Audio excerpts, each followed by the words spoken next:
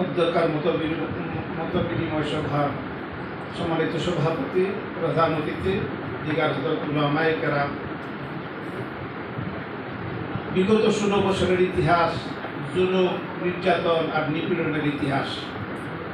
এই 16 বছরের মধ্যে যারা আমরা জুলুম আর নির্যাতনের শিকার হয়েছে, কমাস কম হাসরের ময়দানে মুসিবতের সময় আল্লাহ পাক যদি জিজ্ঞাসা করেন যে তুমি তোমার পক্ষে আমার উপর ঈমান আস্থা ছিল, লালন পালন করেছো, তার একটা ডকুমেন্ট, একটা নজির আমি দেখতে চাই।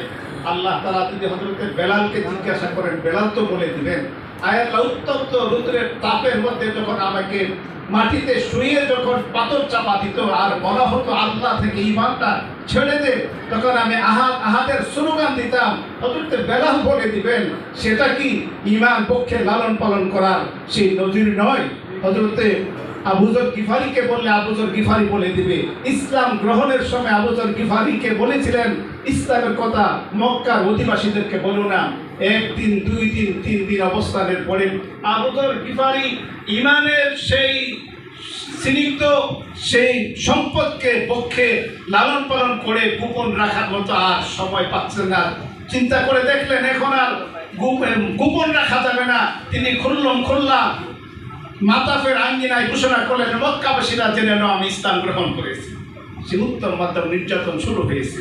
আমি আপনাদের সকলকে বলতে চাই, হাসরের ময়দানে আমরা যারা আজকে জুলুম আর নির্যাতনের শিকার হয়েছে, 2021 সালে হেফাজত মামলায় যখন গ্রেফতার হয়েছি, আল্লামা মামুনুর হক সহ উলামায়ে কেরাম, যেখানে 4 জন জিবি অফিসে থাকা সম্ভব সেখানে 11 জন গাদাগাদি করে রেখেছেন। এক রুম থেকে আরেক রুমে জিজ্ঞাসাবাদের সময় যখন আমার হাতে হ্যান্ডকাপ পরানো হয়েছিল, আমি আল্লাহকে বলেছি, আয় আল্লাহ, তুমি দুনিয়ার মধ্যে হ্যান্ডকাপ পরিয়েছো তোমার দ্বীনকে বিজয়ী করার জন্য, কথা বলার কারণে আমাদের হাতে হ্যান্ডকাপ লাগিয়েছো। হাসরের ময়দানে আমাদের হাতে যাতে হ্যান্ডকাপ না হয়। প্রিয় হাজিরিন, আমি আপনাদের সামনে যে বার্তা দিতে চাই, এই জুলুম নির্যাতনের ইতিহাস যুগে যুগে হয়ে আসছে, কিয়ামত পর্যন্ত চলতে থাকবে। আসুন, আমরা তো ইসলামকে ভালোবাসি, দেশকে ভালোবাসি। আমাদের দেশের 3টা দিক ভারত কর্তৃক ঘেরা। এই দেশে প্রকৃতপক্ষে দেশ প্রেম যদি থাকে, এই টুপিওয়ালা আলেম উলামা তাওহীদের মনেই আছে বিপদ আসলে ভারতে পানি জমানোর সুযোগ নাই, বঙ্গোপসাগরে চাপ দেওয়া ছাড়া কোনো বিকল্প রাস্তা আছে কি আমাদের? এই জন্য ইসলামের শ্রেষ্ঠত্বের কথা, ইসলাম ফোবিয়া, জঙ্গিবাদ, মৌলবাদ নামে অপপ্রচার করে সারা দুনিয়ার মধ্যে তুলকালাম কাণ্ড ঘটায়।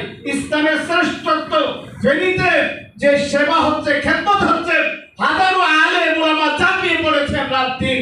আজকে আমরা দেখতেছি, আমরা আমাদের শ্রেষ্ঠত্বের কথা, খেদমতের কথা, পরত্বের কথা মানুষের সামনে উপস্থান করতে না পারার কারণে আজকে আমাদের বিরুদ্ধে নানা করে অপপ্রচার চলছে।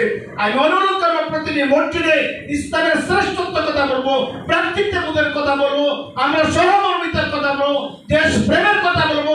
তাহলে প্রমাণ হবে ভুয়া টাকাবাজ সাংবাদিকদের অপপ্রচারে কাজ হবে না। ইনশাআল্লাহ আগামীর বাংলা হবে ইসলামের বাংলা, এবং বিশেষ করে সমস্ত ভেদাভেদ ভুলে যে আমরা এক হয়ে ভ্রাতৃত্ববোধের ভিত্তিতে ইনশাআল্লাহ আগামীতে দুর্বার গতিতে এগিয়ে যাব। নাসরুম মিনাল্লাহি ওয়া ফাতহুন কারীব।